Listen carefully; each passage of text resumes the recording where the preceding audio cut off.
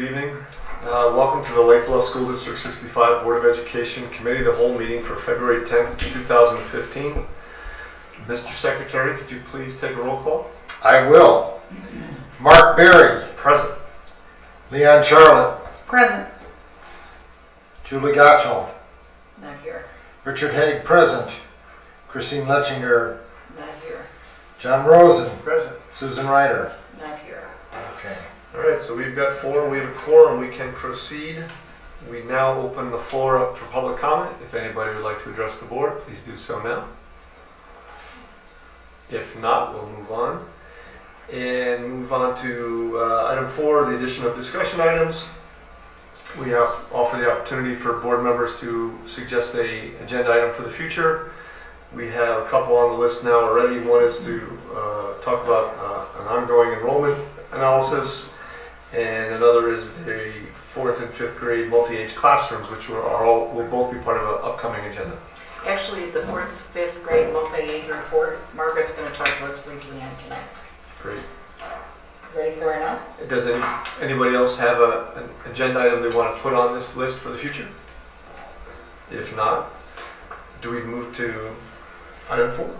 Or do we move to Kevin's presentation? No, Margaret's going to give us our quick update on 4th multi-age while we're here. Okay. It's just a really brief report. If you could go to the mic for us. Thank you, Margaret.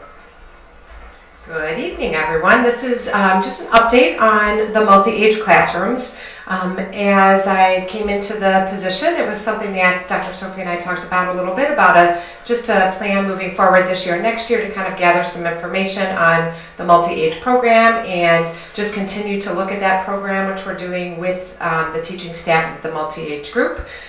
We have met with them 2 different times this year. And as of now, next year we will have multi-age classrooms, but we are working with that group of teachers and with Dr. Sophie and Kevin and Tracy and Kelly and everybody to look at some specific things with that staff.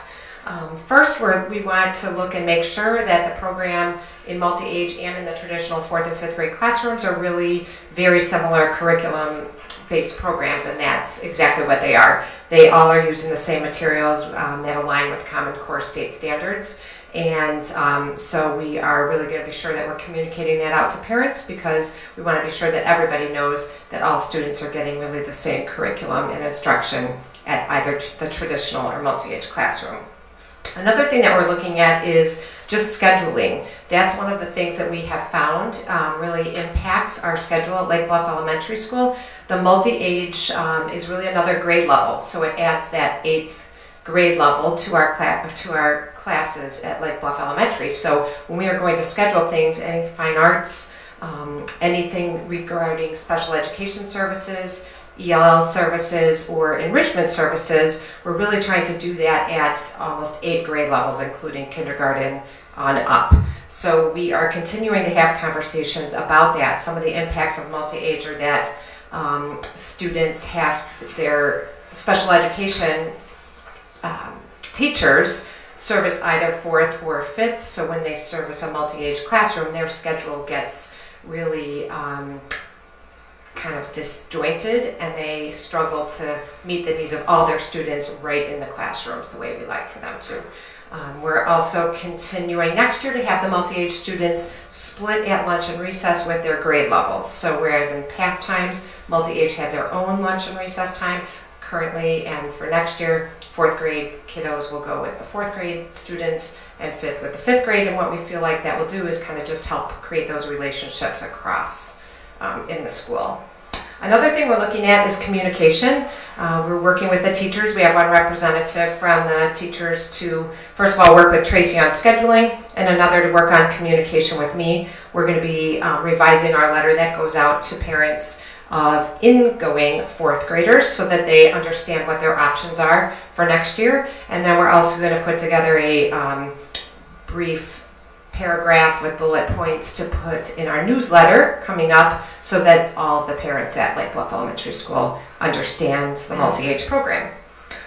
In the next couple of years, we are going to have to look at enrollment. I know that we'll be talking about that at further meetings, but we have a small 2nd grade class right now, so moving up to 3rd and then to 4th in 2 years, that's just going to impact how many sections we have at each levels. So we just need to continue looking closely at that to plan. And finally, we really want to look at that social emotional piece. The teaching staff of the multi-age classrooms, they feel strongly that the multi-age classrooms really provide a lot of leadership opportunities for their students. What we're trying to do is define what that looks like so that we can sort of compare and contrast with other programs and see if that is different. So that's an ongoing conversation with our staff. I think that's about it. Tracy, do you have anything to add to that? Do you all have any questions? How many total kids are involved in the program? Well, currently we have 4 multi-age classrooms that are 4th, 5th, and they're both at, if an estimate is about 20 students per, maybe a little fewer, and so that would be 80 for 4th and 5th, so really 40 per grade level, roughly. When Margaret talks about the 2nd grade being small, that as you look ahead, one of the things with multi-age is you have to have an even number of sections. So you can't just get rid of one section because sections work together in their subject areas. So when you project ahead, when we get to our projections tonight, those enrollment that we looked at, that's where we see we're going to have an issue because the numbers really drop down and it really won't justify 4 sections and it'll be too much for 2 sections. The way those sections work together, 2 teachers in multi-age will team up so that one of the pair is teaching 4th grade math to both classes and one of the pair is teaching the 5th grade math to the combined students from those 2 classes. Then they also, 1 year, the teacher will teach 4th grade social studies and science concepts, and the following year they all teach the 5th grade. So really the area where they do the most overlapping is in math, but we also have to split them kind of evenly when they go to their specialist classes as well. So currently we have 4th graders will go to Spanish at one time while 5th graders remain in their classrooms and vice versa. So we really need an even number of those classes to make that scheduling work. Tracy's our scheduling guru, so she knows it in and out, but it's like a Rubik's Cube of times and places and numbers of fine arts teachers we have, as well as all of our specialists. So, how unique is multi-age classrooms in Lake Bluff to other schools or districts similar to ours? I can see it has a functional purpose where you have minimal amounts of students in a school. Like a very rural school, you got to combine grades, but in an area where we don't have a problem filling classrooms, how unique is a multi-age classroom?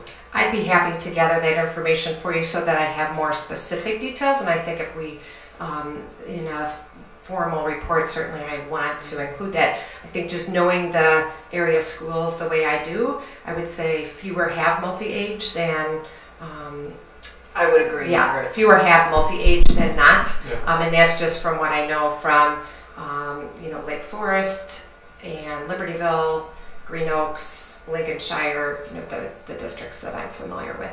And how about community demand for multi-age? Does that still exist in Lake Bluff? I think we have both. I think parents do really, they see a lot of value in the multi-age program.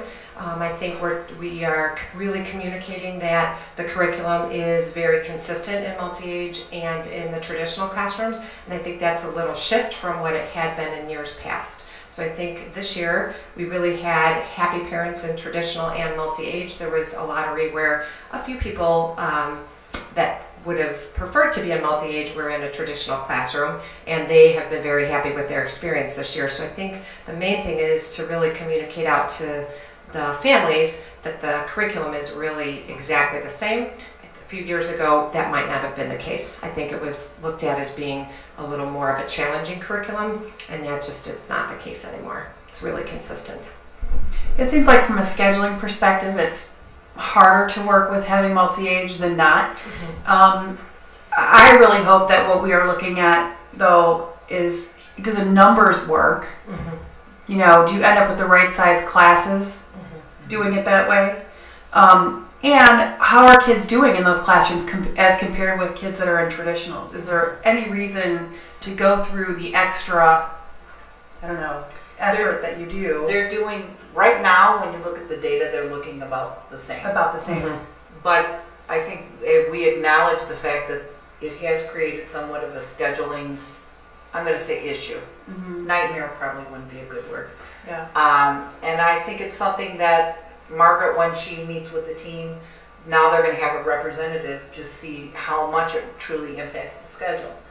And they may come up with some good alternatives that we haven't thought of, although scheduling is kind of a science and Tracy is a guru in that. So, but the more services we have with the ELL now and the enrichment and the special ed, it really is truly more difficult getting in the classroom and providing those services in the classroom with the added grade level. And so I think we just have to continue to monitor that, and the teachers are really going to be working with Margaret, looking at data, looking at scheduling. But you're right, we have to do the numbers work, and if we keep the exact same numbers we've got now, in a couple of years we're going to have an issue. Where it won't match up Right. anymore. And then it's an issue not just for 1 year, but For a couple. yeah. I missed out on the reason why we have this in the first place. Yeah. I think, ironically, the reason is, from what I'm understanding, several years ago we had almost the opposite problem. We had an imbalance of sections in 4th and 5th grade, and I think at the time also second and third grade, first and second grade. And so this was a solution to the problem of the numbers being imbalanced years ago, that they created some multi-age classrooms to balance that out. So now, ironically, we're kind of, doing a 180 where we may not have the numbers to Justify keeping keep it. an even number. So I think that was the original intent from what I understand. The other question I had, and I'm sure it would be difficult to answer now, but something to keep in mind is, we all aspire to have this cutting edge school district, be among the best in the state. And I wonder if there is research to support our decision, science behind the decision to offer multi-age. Is it something that benefits kids? And can we point to research to show that that's a really good thing to have? I'd be curious to hear about that in the future. And we can follow up, but I will share that as something I know of from my experience in Palatine. There is research that supports it and research that doesn't support it. And likewise, right in our district, when we did look at the research for the students from multi-age and what happens with them in the years following, they are very successful, just as our other students are. And so that's kind of good and kind of bad, I think, because I wouldn't want one to be performing way better than the other, because then I would feel that we were doing a disservice to one group, whichever one that is. You wouldn't want one to be performing poorly. So if they're performing about even, I guess it is the question of then what's the impact? That's a very good point. Right. Because if you do prove that one is particularly better, how do you justify kids not being in that But program? there's so many variables. There are so many. There are a So lot. It's very difficult. Ironically, 100 years ago, I was in a multi-grade, 4th, 5th grade classroom. And I loved In your it. one-room schoolhouse? Yeah, I was going to say, my grandma taught in a one-room schoolhouse, so But it was terrific. Yeah. As a younger kid, you were with older kids, and then we moved up to the next grade, you were with younger kids. Uh-huh. But we had the same teacher for both years. and so do these students do as well. Yeah, in most cases. So worked out. Yeah, it does. It's that's an advantage. That is a definite advantage that the students start with the same teacher the following year in 5th grade. Half of their class is really common. They have those connections. They can start right from where they left off, and there's a lot of advantages. So, yeah. Any other questions? Interesting topic. Thank you very much, Margaret. Thanks. Thank you. We appreciate your report, and we appreciate the team that's working with you on that too. So we're going to move on to item 5, which is a presentation by Dr. Kevin Rubenstein on the PARC test assessment.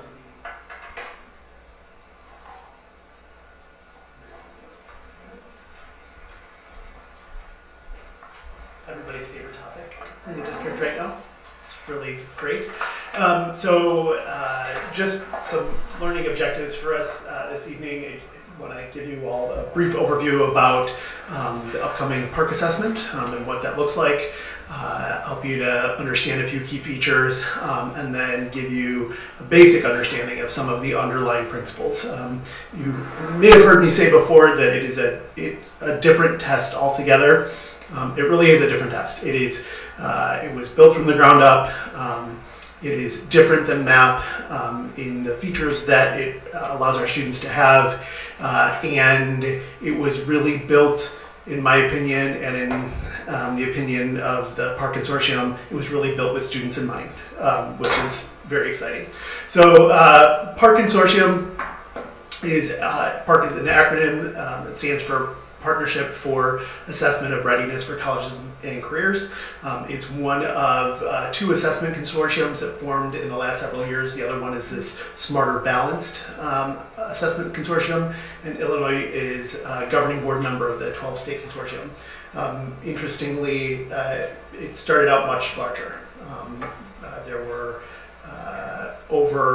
were 19 states originally that were involved. 7 have dropped since it was formed, and then in the Smarter Balance, the same thing has happened. They started, I want to say, at 22, and they are down to 16.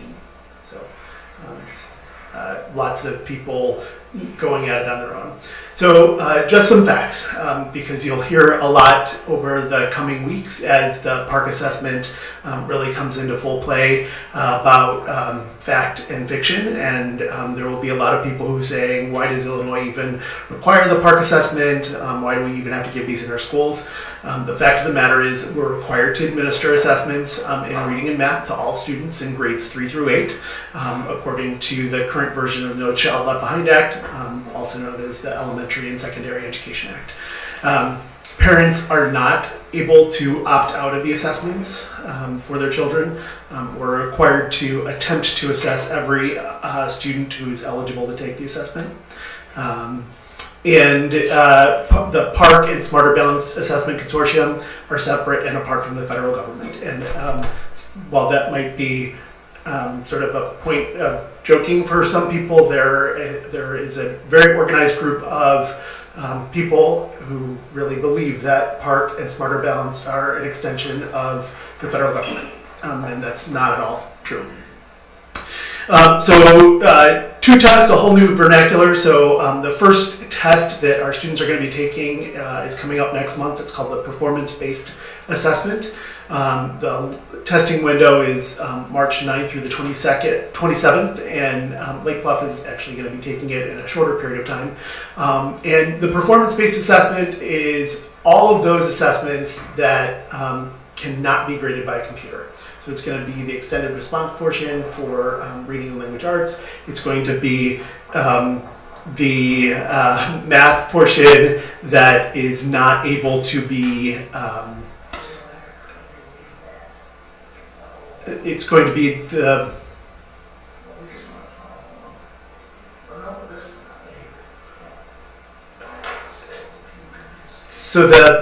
math portion. It's going to be the full version of math. So lots of manipulatives on the screen, not one right answer, and you're actually going to see an example from 7th grade of what that would look like for math shortly. And then end of the year assessment. So the testing window will be May 4th through the 29th. We're only going to test a shorter period of time during that. And that's all of the other things that can be graded by computer. So there's typically one correct answer. It is multiple choice, math computation, very little essay writing, if any. So in terms of the timing for the assessments, they're broken up into units. And so the total testing time for the performance-based assessment is going to end up being around 6.25 hours. And let me be clear, and we're being very clear with parents and families that it's not a situation where we're going to sit a child down for 6.25 hours and expect them to test. This is broken up over many days. And then the end of the year assessment is about 4.5 hours, 4.6 hours almost. And ISAT used to take approximately 6 hours to administer. Are they timed? They are timed, and so the nice thing about them, and you'll see in just a second, is that every student is allowed time and a half. for the assessment. So those 90-minute times incorporates time and a half for every single student. Let's see. So Okay. yes. Does the preparation time, I see the comparison of the ISATs, we used to have 6 hours of testing, now we have nearly 11 hours of testing. Does the preparation time increase? The time teachers spend prepping kids for increase proportionally? 80%? I wouldn't say proportionally. I will say that in this first year of the assessment, there's a lot more preparation than we have had to do in years for the ISAT, and that is due solely to the fact that it's a brand new test. Students we have to orient students to the test nav system, the system that they're going to log into. There's a whole new vocabulary for teachers. They're talking about seal codes and access codes and that sort of thing, whereas people who have been in the administrative world in schools for years and years are used to, during ISAT weeks, the weeks leading up to ISAT, sitting in a room with stacks and stacks and stacks of test booklets. That is no more, and all of that is done in computers. So there is much more behind the scenes work and work with students this first time than probably we will have in the future. It's very different. I played around with, you gave us a link to the Yes. practice ones. Yes. I'm glad I'm not taking the test then. Yes. Yes. Some of the questions on all there. the board members. Exactly. Third grade test. So, I didn't take it to completion. I got so frustrated I quit. right. So, and the ironic part about that statement, Mark, is that the Park Consortium has really focused on eliminating barriers in the traditional assessments. So when I say everybody gets time and a half, they didn't want to design a test where there was going to be a group of kids who were going to be immediately excluded because they needed extended time. Or they also didn't want to design a test where only certain kids could have a reader on some of the assessments. They wanted to design a test that was valid and reliable, even for sort of those exceptions.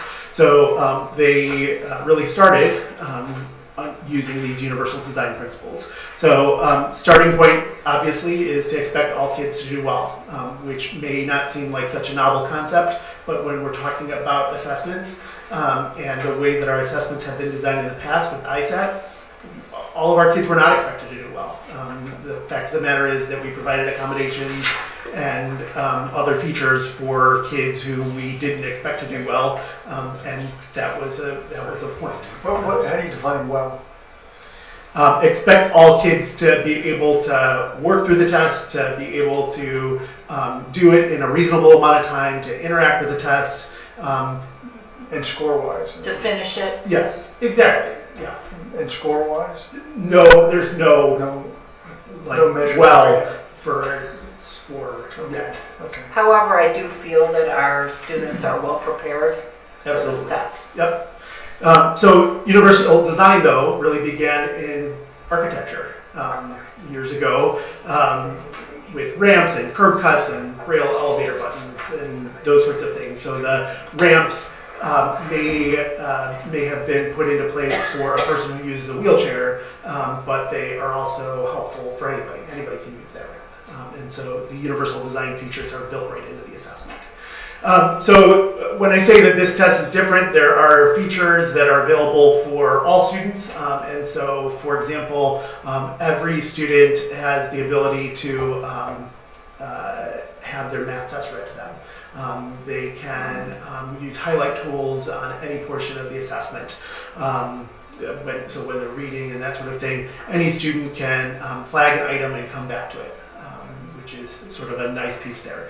Then there are features that are accessibility features for all students, and so those are some things that we need to turn on in advance. So that would be like the math read aloud. There is a feature where students can hover up answers if the screen is sort of too distracting. That's a feature that we can identify in advance. And then there are also accommodations for kids with disabilities and English language learners. And so those are really taking some of the underlying principles of the assessment and taking them away. So for example, an accommodation would be use of like a screen reader on some of the videos that you may have seen the assessment. So it's sort of a unique thing, closed captioning. It takes away the student's ability, the test's ability to say that student really understood that video and was able to synthesize that if you put text with it. So changing the context of the test. And I don't know why it's cutting it off the screen there, but this is a sample question for math in 7th grade. So a worker has to drive her car as part of her job. It gives them the distance driven in miles in the chart and the amount of money received in dollars, and tells them that it's a proportional relationship. Part A, they're asked to explain how to compute the amount of money the worker receives for any number of work-related miles. So they have to explain that in full sentences, and based on your explanation, then write an equation that can be used to determine the total amount of money the worker receives for driving X work-related miles. So that is a little bit of writing. And then the second part there is that on Monday, though it gives an example about the worker drove a total of 134 work-related and personal miles. She got this reimbursement check for $32.13 for the work-related miles she drove on Monday. What percent of the total miles driven were work-related on Monday, and show or explain your work. So it's not something that can be graded by a machine. This is something that would be graded by a human, and there are going to be many correct answers and many different ways to get to that correct answer. Is it graded in district, or is it something? Two companies that have taken over the world, Pearson and Google. Pearson has the contract, and so they will be grading these. And they are hiring people from all across the country to grade them. But there is only one correct answer. To part B, Yeah. it's the show or explain your work.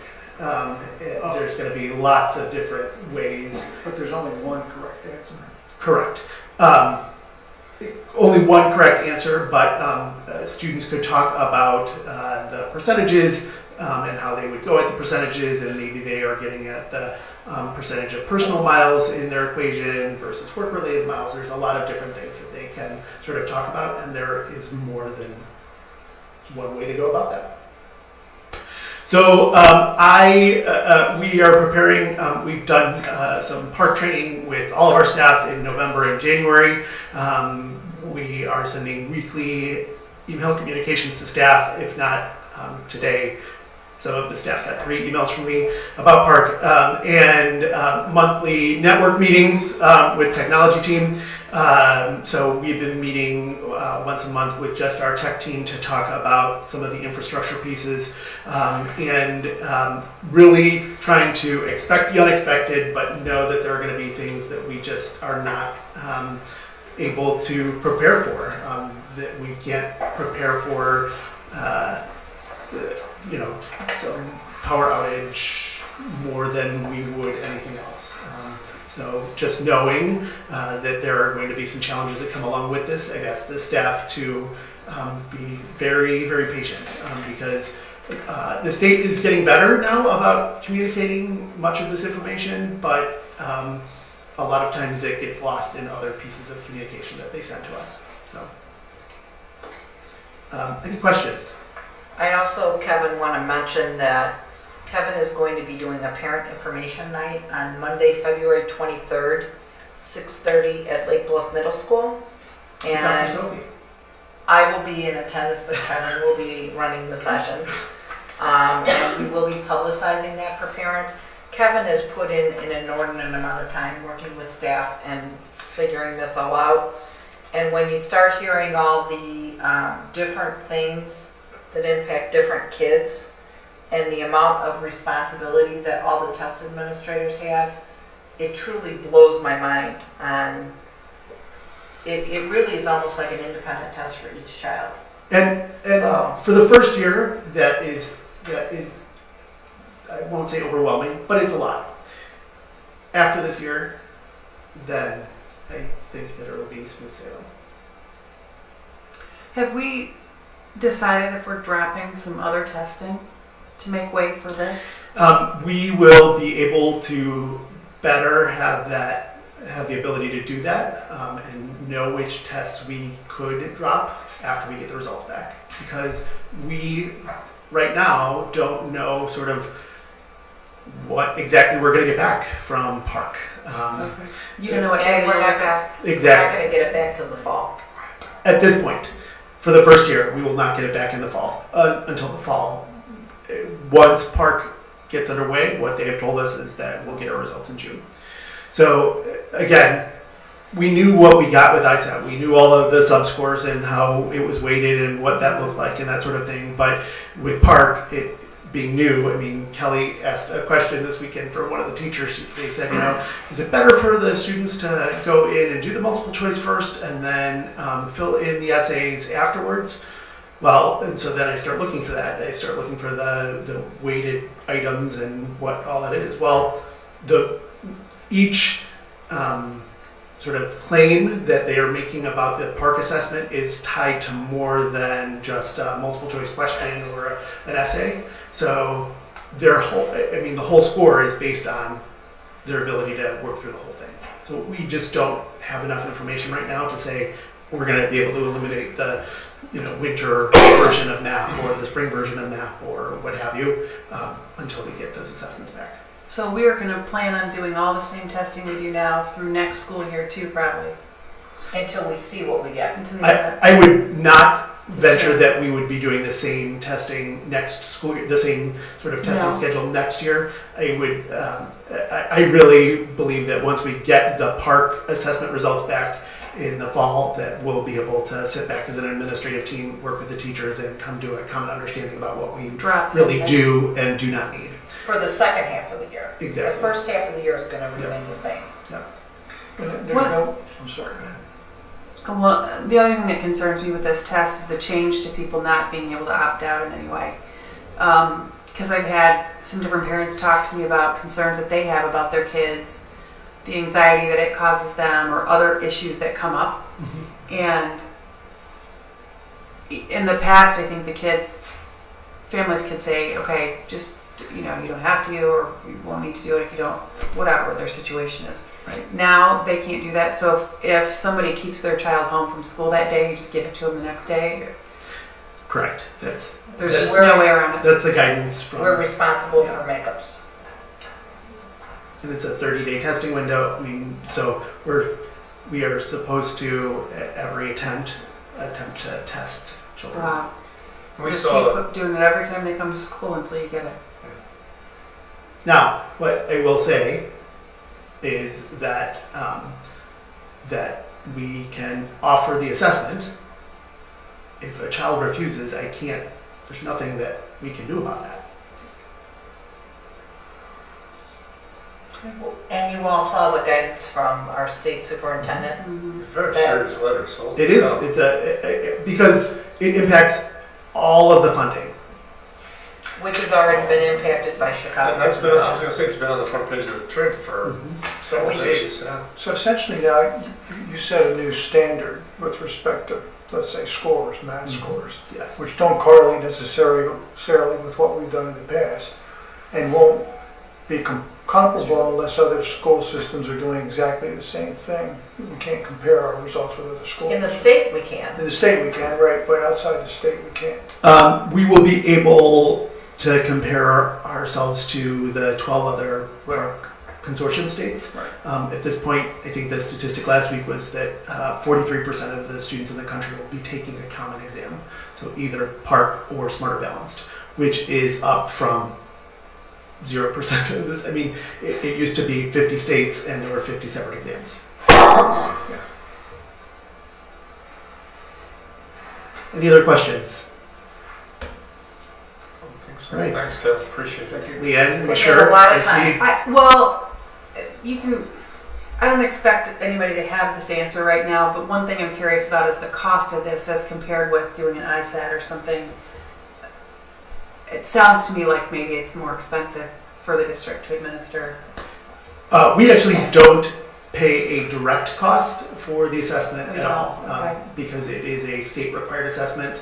They pay for it. Mm-hmm. The state pays, I think the contract last year was $27 million. And I'm assuming some of the money that the state's paying is from federal dollars because we're mandated as a state to Correct. have the testing. But it's a computer-based test, so if you were a district that didn't have the one-to-one laptop program, But one of the tests it literally has to be graded by an individual Right. person. Right, exactly. So the ISAT, The first one. the ISAT, the only part of that was not scored by a computer was the essays. So it was a very, very small portion, and so they could be able to do that. Well, if virtually the entire first part of the test is not able to be scored by a computer, then that would be a little bit more expensive. So Certainly if there were concerns enough, I'm very open to this and I sent this to all of you. There are a couple of school boards in the area that are writing resolutions regarding their concerns about park. And I sent you roundouts and I asked Jenny Wojcik if I could share that with you. She said we could beg, borrow, steal, or copy. So if that's something as a board that you wanted to take action and pass a resolution and send to the state, we'd be happy to do that. Because all the things in her letter apply to us too. Yeah, that letter had to do with readiness, state readiness. Right. Yeah. Well, that's what park is. It's all on state readiness and college and career standards. So if that's something that you are interested in doing, I'd be happy to put that together and you could pass a resolution.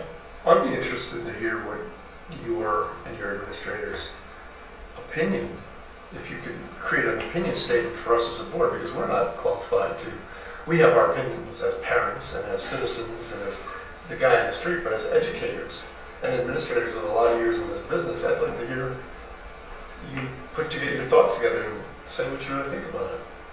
I think at this point, like Kevin said, we don't know enough. I want to see how it all plays out. I feel very certain that our kids are ready for this test. I am very concerned about the level of testing that our young ones have had, which is why we were going to apply for this kindergarten waiver, which when you really read in the Tribune on that, some of these districts were finding out it was taking an exorbitant amount of time to even administer weeks that take away from instruction. I don't know enough about this one. I see the preparation, which it's just like when Common Core came in, all of a sudden all of our world and our paradigm changed. I think we have to see the information that's gained. If it's great information that we can use and eventually phase map out, then all power to it, but we just don't know enough about what we're going to get first. So, I mean, the thing I look at with that too is what's the quality of the information? If you look at the states that it's comparing us to, I don't know if those are all high performing states that we want to use as, benchmarks for our performance, but I'm guessing at least some of them really aren't going to contribute much. I was at one meeting of superintendents that I thought people were going to jump out of their chairs because someone made the mistake of saying that Governor Rauner is not for park, he's for smarter balance. And then I made the mistake of saying, wait a minute, you're not telling us you would change our state test. And everyone just kind of nodded yes. And I thought, you know what? It's better that I don't know things like that because Kevin has spent an inordinate amount of time working with all of our teachers, staff. all of our students. These guys are working on scheduling, they're working on each individual child. Each individual child has to learn. For instance, one of the things for me in a test is when I see too many words on a screen, I kind of blank out. This test, you have the ability, the kids will learn how to just kind of block out their tests so they're only dealing with the questions that they see. I'm one of those that when I'm done with the test, I want to go back and double check all my questions.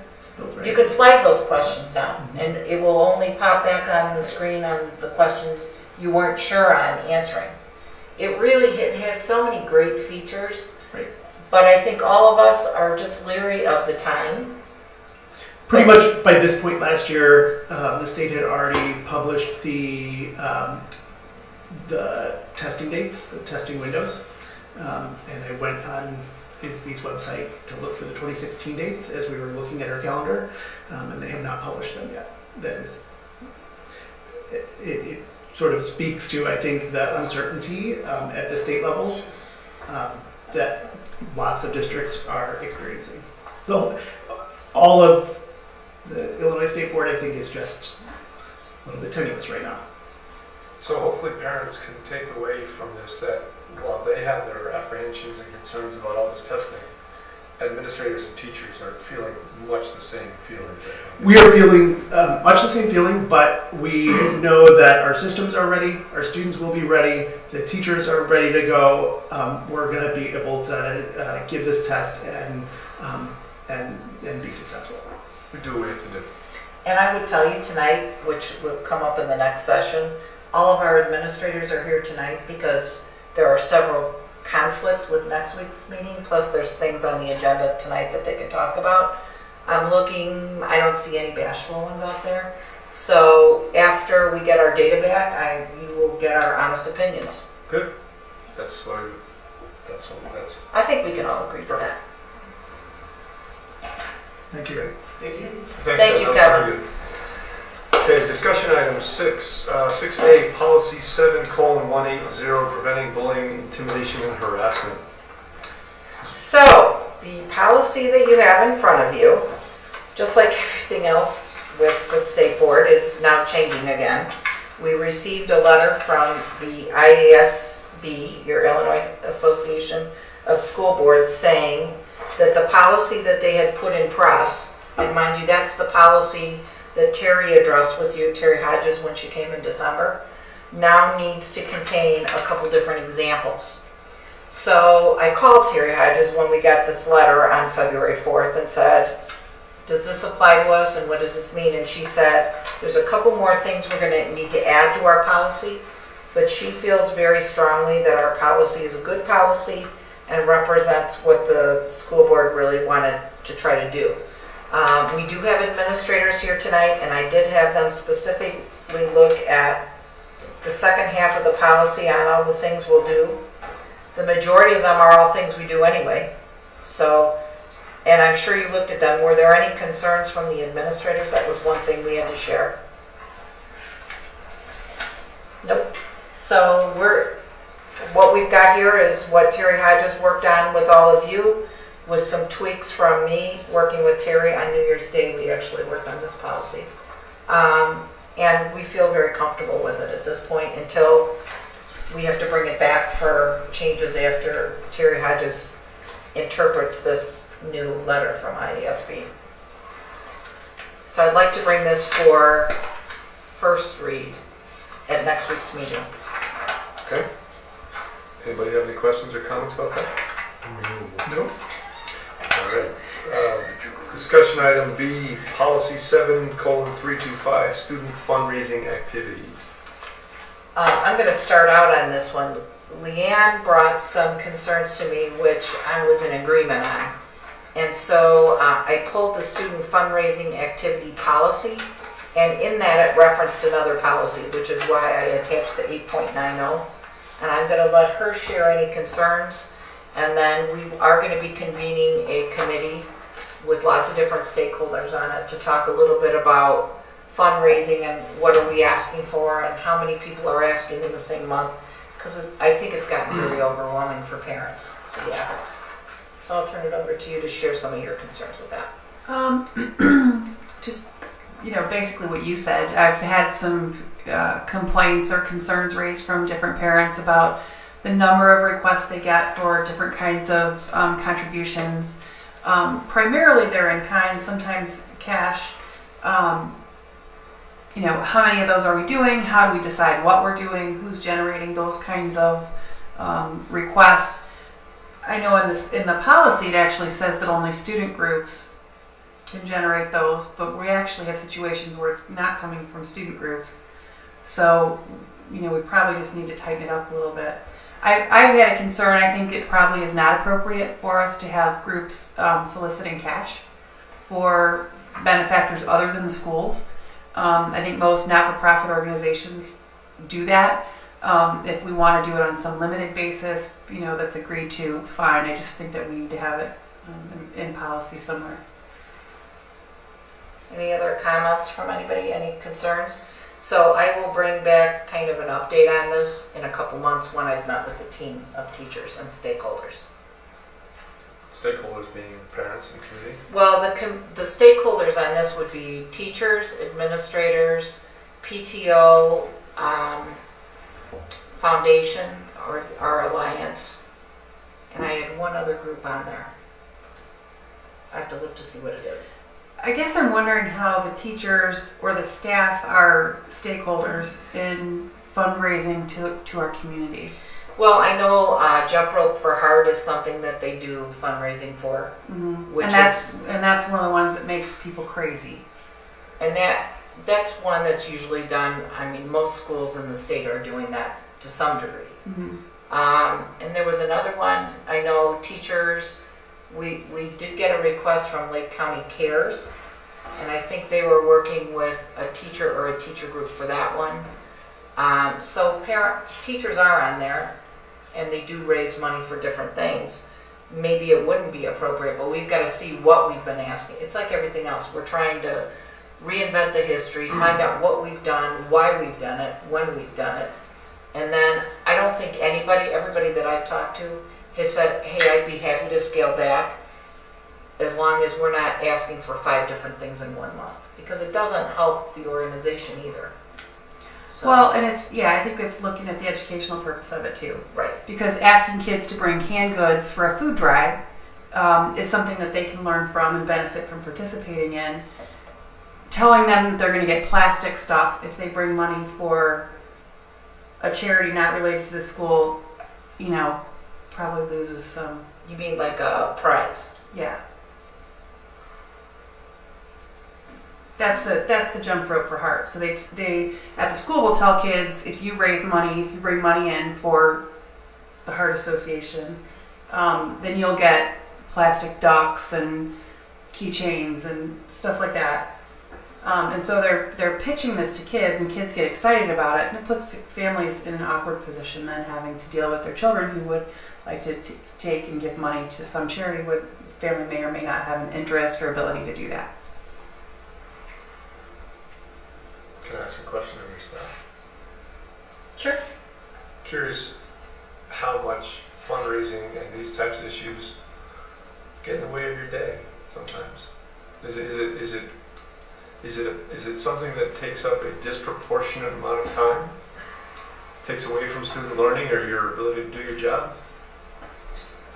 In general, at the middle school, and it's it's different than in the elementary environment where we have a reach out organization, so a group of students that would typically be involved in most of the fundraising efforts that might be going on.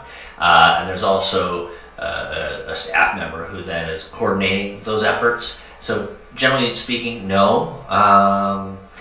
Though, if it's a big school-wide sort of opportunity where there's something going on in each advisory, it could be argued that those advisory teachers are spending time doing something that they might not otherwise be doing. I wouldn't consider it a disruption, but we're also pretty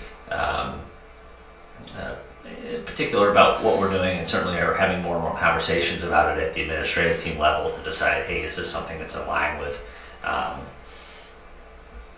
obviously it's a discussion here tonight, so it continues to be a discussion with us as well. So at least at the middle school, I would say, no, not really, but there are peak times, of course. If we're doing the food drive before Thanksgiving, the day that it's time to pick up that food, it's a kind of an all hands on deck effort to get the food to the area that it's going to be picked up. Probably is done in an hour or less. So that's, I guess, where the learning piece comes in with the food drive in particular. Kids get to see, this is what we were able to do, and this is how many families we're able to help. Right. So there's some pros to that as well. Thanks. Thank you. Okay. So our elementary building says it's about the same as what Nate said. Thanks. Good. All Any right. other comments, questions, or concerns? All right, that gives me enough to get started working on this All right, so we get more in the future on that. in a couple months. Okay. Moving right along to item C, 2014-15 Emergency Day discussion. As I've shared with all of you and I've shared with staff this week, there's been a lot of discussion on our emergency days for the 14-15 school year since we unfortunately have had to take 3 already.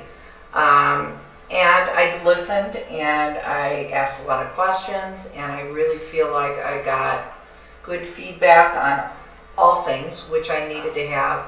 And I still feel very important, very much that we have to keep with what the board approved last year on our emergency days for this year. So the order for that was June 5th, February 16th, which is President's Day, which is next Monday, April 6th, which is known as Easter Monday, June 8th and June 9th. That's printed right on our school calendar, and I've notified everybody that those are the days we are going to follow. In the update that will go out to parents tomorrow, it will say if your children are gone, all you need to do is call in the absence. But it is stated on the calendar, and I think that's the only fair way to do it, because really most of our families and our staff have planned using these dates. So Good. That's good. Okay. Item D, the 2015-2016 school calendar and 2016-2017 framework. all right, I'm going to just start with 15-16 school calendar, and these really go together because if you remember, my big concern has been having a little bit longer summer between the 15-16 school year and the 16-17 school year. So that would be the summer of 16 for possible renovations at our middle school. With that being said, I brought the 15-16 calendar to you at our last meeting. And I know it was asked of us to consider not using President's Day and instead being in school on Easter Monday. And I brought that to our calendar committee. They feel very strongly that they're more prone to go away for a week for Easter week. Plus Lake Forest High School is off on Easter Monday also. So they would really like to keep the calendar that we have in front of you. So therefore, the only thing we have changed on this calendar is if you look at October, originally we had an Institute Day scheduled for October 2nd. We have had to move that to October 13th because of, which field trip? Our 7th grade outdoor education is going on that day. So I will be asking for approval for this calendar at next week's meeting. So it can be posted and ready to go. I do want to note then that our emergency day order for next year is June 2nd and 3rd come first, which allows us 2 days without too many people getting upset. I'm hoping we don't have any emergency days next year. But then we go into February 15th, which is again President's Day. Our next option would be taking our May 6th Institute Day, making it a student attendance day, and then our teachers would come back June 6th, which would still work. Construction still could be going on in our middle school. We'd have an Institute Day over at our elementary school. And then our last day would be June 7th. So that is our calendar. We did not put early release days on there because we are still bargaining. And so those will be added after that's over. Comments, questions, or concerns before I move to 16-17? All right, I'm going to move on to 16-17. Lake Forest High School is still working on their 16-17 calendar. So, and as the community knows, they are still debating on whether to start school a little bit earlier in August in order to get their final exams in before Christmas in the 16-17 school year. So what we did when we did the calendar is we just literally took this year's calendar, put it on the 16-17 calendar, kind of aligned with Lake Forest, put our vacations and our holidays around Lake Forest, and basically we're trying to adapt a framework that allows a little bit longer summer, aligns with Lake Forest High School, and gives us a framework for 16-17. Note though at the top, because this needs to go on our website, all of winter break can change, because if Lake Forest High School makes the decision to get their exams in before Christmas, their winter break will change, and therefore ours will change too. So in this case, our start date won't align with theirs though, if they're starting earlier in order to get everything done before Christmas, and we're trying to extend the summer for construction, right? Then we definitely won't align. Right now, we just kind of set it up based on them. They're talking about going earlier than this. And we're talking about going later. And and this is the latest we'd go. So, But within the year, things would align, the weeks off Right. and things like that. and they already know, they're very cognizant of the fact that we will probably be doing construction that summer. So, basically, I'm gonna tell you, I told them, well, you guys try out that new calendar and let me know how it goes, because then we'll determine what's gonna happen then next year. See, that's So their winter break wouldn't change. Their winter break would change if they start school earlier in August. Okay. And what's the last day in 17, June what? It's not marked here. We don't have that down yet. Okay. Basically, when you do a framework, you just try to get the big things here that people use to plan for are their spring breaks. And that's something Terry gets a lot of phone calls on, because some people know their breaks and they try to plan even 2 years ahead for big family vacations. And that's why we had to put the note on here, because our winter break will always align with Lake Forest High Schools, because our families are the same families.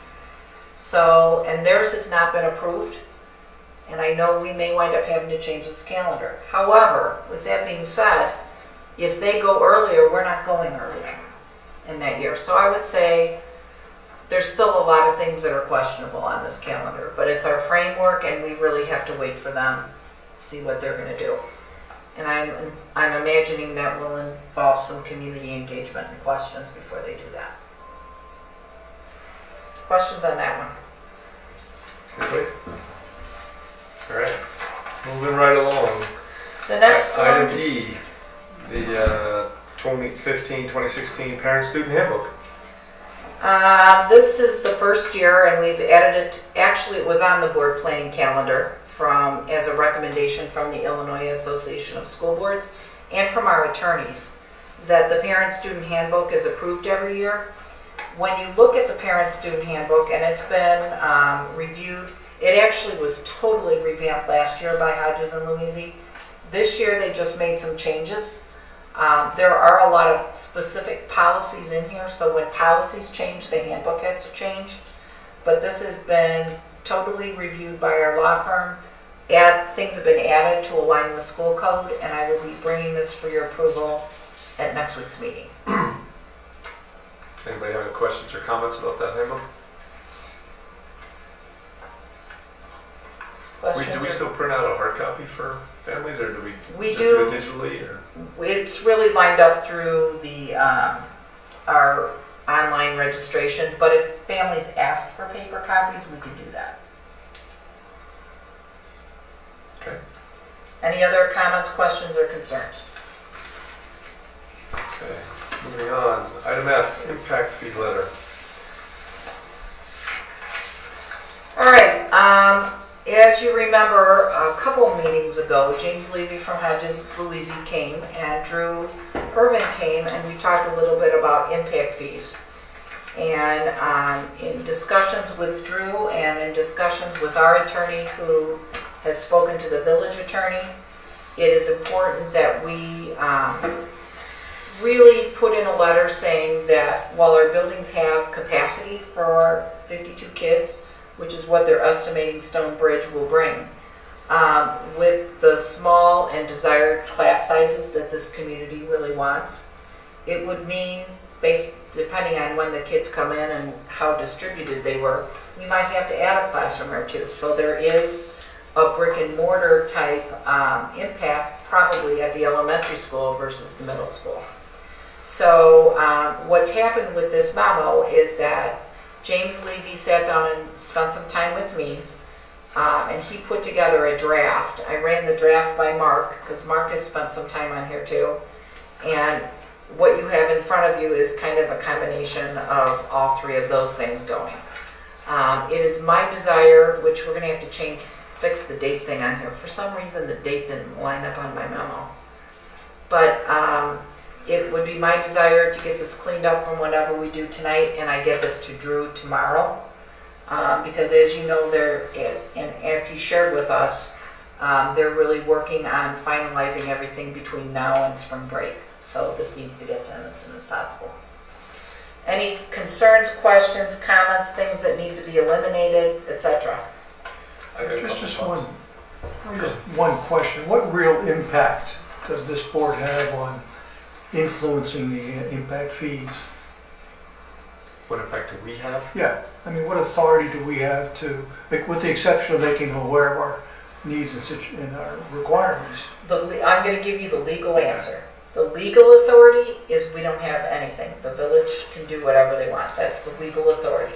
I think that's the question you're But our asking. obligation to the community is No, I to understand point out that. how Right. important it is. Right, I just want to know what legal authority. Right. I got a couple nits that I didn't catch earlier when I reviewed it. The first one, and I've shared them both with Jean, but so people can hear it. In the second paragraph, the last sentence, we say, although we disagree that 98 new homes will generate only 52 school-age children, we will assume this figure is accurate for the purposes of this memorandum.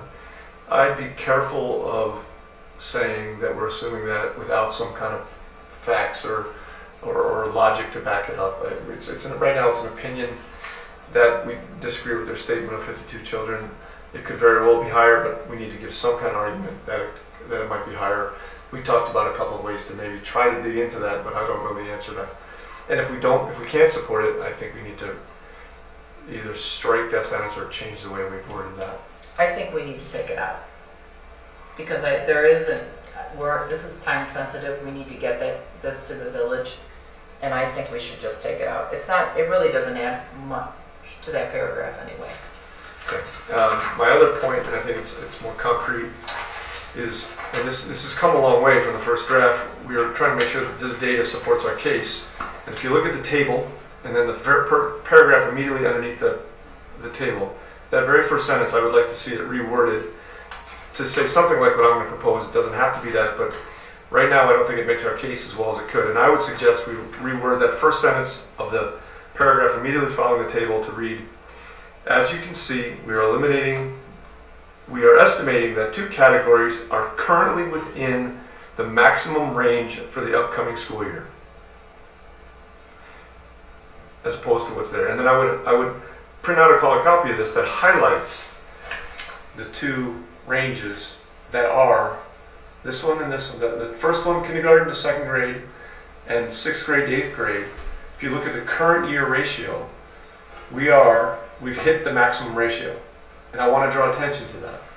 So I think by rewording the sentence to say, as you can see, we are estimating that 2 categories are currently within the maximum range for the upcoming school year. I think it's a good question though. Why is the range only 1 in the 3rd to 5th grade, 1 in the 4th and 5th grade, and it's 6 in the 6th to 8th grade? That's a big range. Middle school question. 6. It's 16. 14 to 20. Why is there 6 So students? 24, 25, Why is there 6 25. students of wiggle room there and less in the grade I school? think when we Different did classes, this, different sizes. the way the middle school model works, and if you remember, Nate spent a lot of time talking about the middle school model. We can say class sizes of language arts at 14, but because our kids are sectioned on math and whether they are taking band during the day, there are some sections that are up to 20 to 23, Spanish and some of the arts. So really, it varies because of the way that the middle school structure goes. That's why there's such a variation. Whereas at the elementary building, it's easier to see because you've only got classes and you've got a class size in those. And they're only in the one class all day. Okay. Nate, can you do better than I did on explaining that? I don't. Try. The question is why the variance between, The 14 to 20. right, there's actually quite a few factors that come into play. Of course, the language that a student might choose to take, whether it be French or Spanish. And we have a French teacher who teaches all grade levels, which means that there's only 2 classes available per grade. If you're a 6th grade French student, you only have one of 2 places you can go to take French. If you're a 7th grade student, that's 2 different periods. If you're an 8th grade student, that's 2 different periods. So that restricts a student's schedule. Now combine that with where they might be placed in math, so then you've got a further restriction. This child needs this math class and this world language class. That's going to really section out our groupings in ways that we can't control. In other words, if you're a French student, you need a French class. You need one of these 2. And because you happen to take this level of math class, now we only have one option for you, and that's where we're going to put you. I don't know if I'm explaining that all that well, but... Yeah, I mean, but then, it gets complicated because Very complicated. not every kid takes French and every kid takes math, So, but I mean, I guess the point I'm trying to make here is that if we're going to argue that we're approaching the maximums, and you have such a wide spread between what the maximums legitimately are, it's kind of a tough argument to make. And 16 to 1 is right in the middle, 14 to 20. And we're really not making, maybe that's what the issue is. Maybe we're making the case for the elementary, because it's not, we can make this work very easily in the middle school. We don't see concerns, because they're not all 52 going to come into the middle school. Even in the elementary, 18 to 1 is well below the 24 to 25.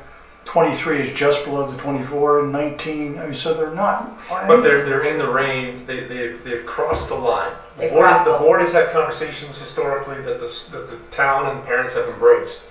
That when you cross that line, this board will start having those conversations about what we're going to do to respond. We've only crossed the line in one case. Two. I The see first and the kindergarten. last.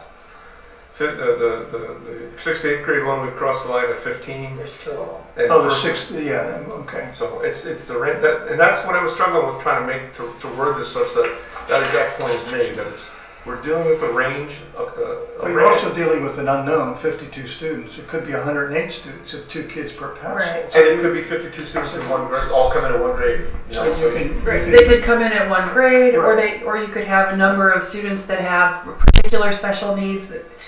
One thing that I was commenting to Jean is that because we're so small, it seems to me that the impact is a little harder to manage. I think that's what should start that paragraph off, as you can see. there's some unknowns. Or we could put it before the below, because I think there's a couple things. Chris had commented to me, and I think we could combine them. I think we need to acknowledge, because we're so small, each and every child really throws our ratio.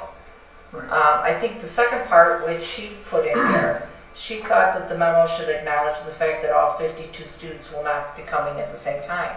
While we acknowledge that all 52 students would not be coming in the same time, nor go into the same grade level, please realize that we are such a small district that every single child really plays into these ratios. But and I take a little bit of exception to that last comment about they're not coming at the same time. That's true. But if it takes, I forget what Drew said, there's 7 years or something to That's fill what she this said, thing too. up. In 7 years, we may very well have 52 or more, everybody there, and we will have the brick and mortar need for sure. So I don't want it to sound like because they don't all come in at one time, it lessens our need. It just changes the rate at which It also assumes that the enrollment stays the same from here on out. And the Which is- projections have it declining, Yeah. so. I'd like to add before the below, I'd like to add because we're so small. At least that needs to be added somewhere in the letter. Because when you look at those numbers, it really isn't that dramatic. No. But also notice we don't have a single extra classroom at the elementary school right now. So if you do have 2 grade levels, I think 3. where we've been kind of lucky. We've had these variations. We have a big class. Okay, we have a classroom here. We can deduct from this other class. But if you have 2 grade levels that need an additional classroom, then I don't know what you would do. You'd have people on parts or whatever. It starts to push that. It impacts our programs. Mm-hmm. So, follow up to John's question earlier, we don't have any legal authority, but we're making our position known. What's the next step? I give this to Drew, and I'm assuming, and you and I will need to follow up with him and see if they have any questions, and then we'll see. I'm sure he'll keep us updated. This goes to his board, and his board, as they look at impact fees, will have this letter in front of them. And then, as I think he told us, the end of March, they would have some decisions made. Do we go into those meetings with an ask? Not according to our attorney. And the other piece is, if we need to, our attorneys have already spoken, but I think that we're doing what we've been told we should do. What Drew has also asked for from the village, he gives it to his board, and then I'll be following up with him on it. Okay. And just behind my thinking, I know, like, for example, the Park District has gone into some negotiations because they have reason to negotiate. And I don't know how that applies to us, or if it applies to us at all. We are not Really in that position right now. Okay. Does anybody else have any questions, comments, concerns about the impact fees and letter? All right, item G, certified staffing plan for 2015-16. And this is why our administrators are here too. We've spent quite a bit of time in the last 6 weeks reviewing the enrollment, which we've done with you, and that is on page 86 of your board packet.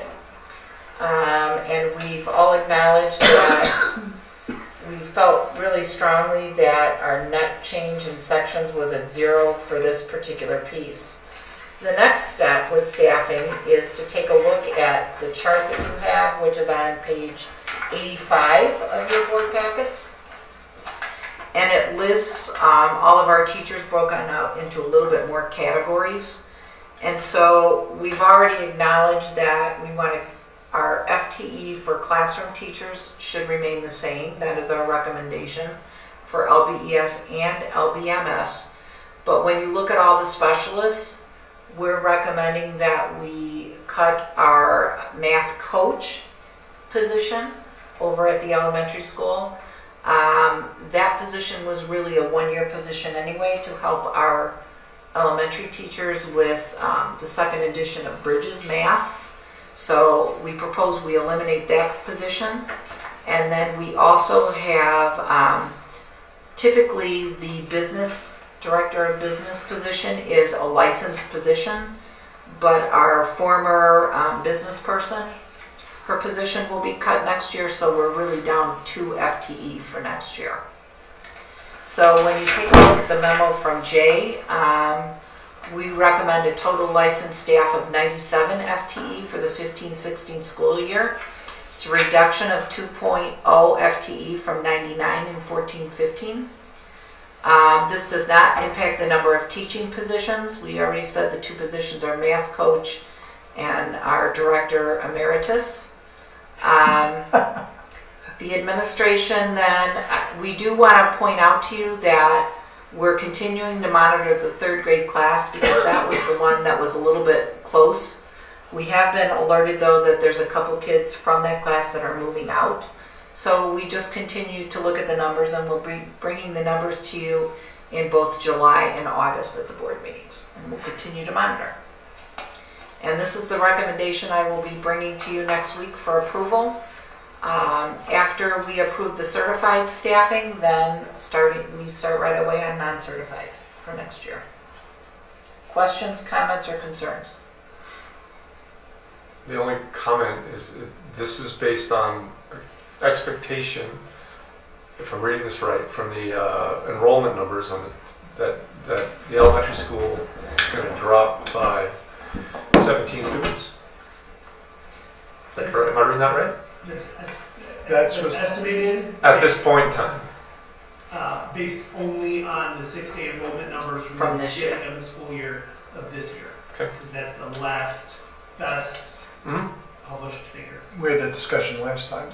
But our numbers have gone up this year. We just will continue to use the 6-day enrollment numbers. Because we got to fix a point in time that we do that rather than moving all over the place. Yeah. I mean, I think it's great that we always have that one point in time to measure it.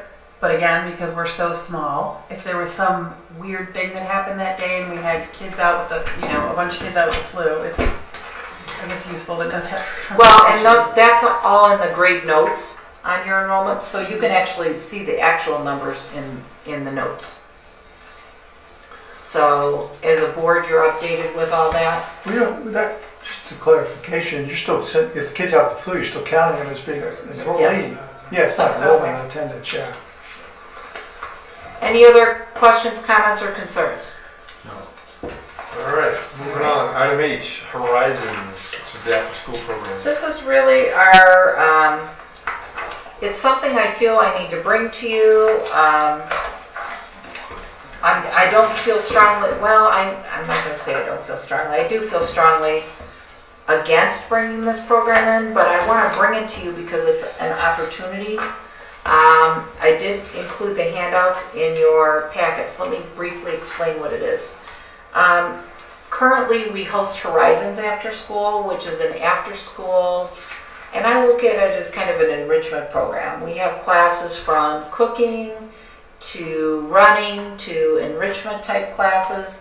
We've added engineering this past year, and it's based on a trimester offering, and we've had teachers running the program. The teachers that have run the program since the beginning of Horizons will all be gone by the end of this year. They've either made life changes and gone into doctoral programs, moved, or retired. So we have an opportunity if we wanted to bring something different in. And Lake Forest 67 has this Champions program in its school district. So I started asking questions. And basically what the Champions program would do for our district is it would offer 5-day after school care. They also offer before school care, but it's not really a daycare, it's really an extension of school. Their curriculum is aligned to the Common Core. They have homework, they have the arts, drama, music, etc. What you can do with this is Champions has this setup that we would have to find storage for because they put it away every night and then get it back up.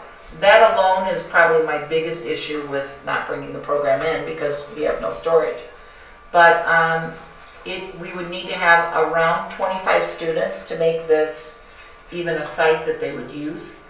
And I'm very concerned about competing with the Park District's program. Although I have talked to Ron about this and have shared with him, I don't see these as competitive programs because they're really doing two totally different things. So what I would recommend is that we could kind of revise Horizons and make it what we want. We're going to need to find new leaders for it. But I think it provides us an opportunity to bring some after-school clubs in at the elementary school. But as community members, because I don't live here, I'm bringing this to you to say, has anybody ever complained we don't have 5-day after-school programs? Or is it worth it for me to do some double checking with District 67 and see if maybe we could have kids transported to 67 and they could participate there? What's the cost? They did not get too much with me into the costs. All I know is that they can pay it online. How successful has the Horizons program been? I think Horizons has been extremely successful in really meeting the needs of kids. You know, teachers are very creative in the programs that they offer after school. The kids like coming. Why don't we find out from the teachers that are doing it now? Well, this wouldn't be done by our teachers. That's what I mean. So. But as far as the Horizons, what they suggest, the strengths, the weaknesses of that program. Teachers would like to keep Horizons. They would. But your leadership is leaving. We would have to change leadership. Does that next generation of leadership exist? Absolutely. That's our job, to mentor and train. So, I'm bringing this to you more as is there a need for us to look into this more? Would you like to hear more about it? Or is this a thing that we can just keep with Horizons? Because then we're all going to need to be spending some time putting that together. My opinion is I'd want to hear what you all recommend we do. on an informal basis, I hear nice things about Horizons. The only negative that I've heard about Horizons from time to time is that the way we do the trimesters leaves gaps. So if you have kids that have been coming every Tuesday, then they've got a couple weeks where they're not there. And there are probably a few families that are relying on that for childcare. Like it works for them that their kids are at their school program rather than going to an outside childcare. But the gaps make it hard for them to cover the childcare piece.